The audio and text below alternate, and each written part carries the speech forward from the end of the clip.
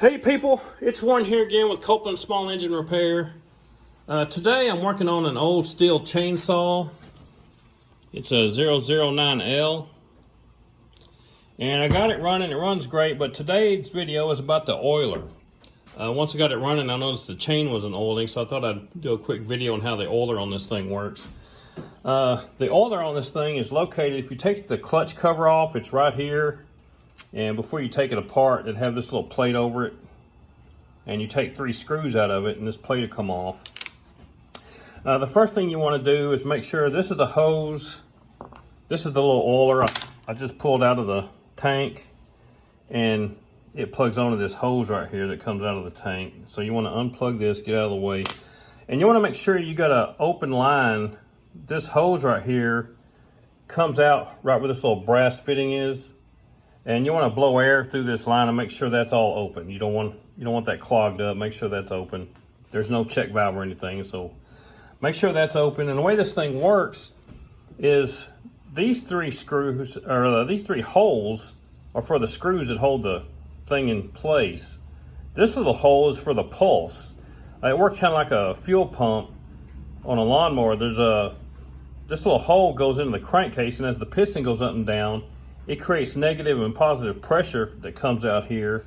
And that little hole lines up with this little hole in this plate. So the pressure comes out, see that little hole? It goes into the side of that.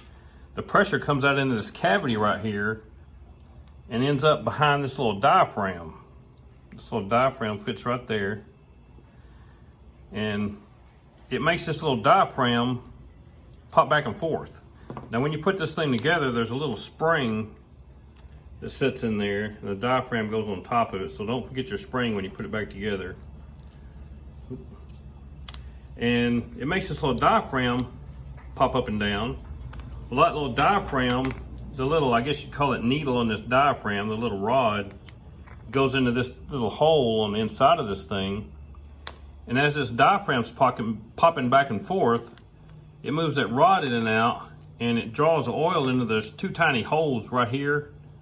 And it draws the oil from the tank into that and pushes it out of this little tip down here on the end into the hose and then out of the oiler up here.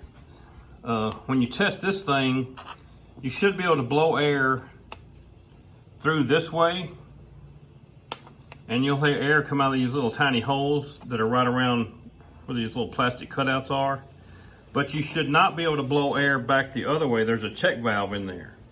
So make sure you can't blow air back this way. And once you do all that, you should have it all cleaned out, blow it all out and be clean, and it should work. You got to put all this back together. When you take this thing apart, be very careful. Try not to break your gaskets like I did right here.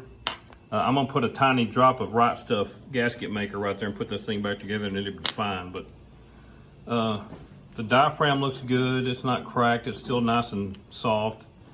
But when you put it back together, you want to shove the hose back on there. Shove this back down in the hole. Put your little diaphragm down on it.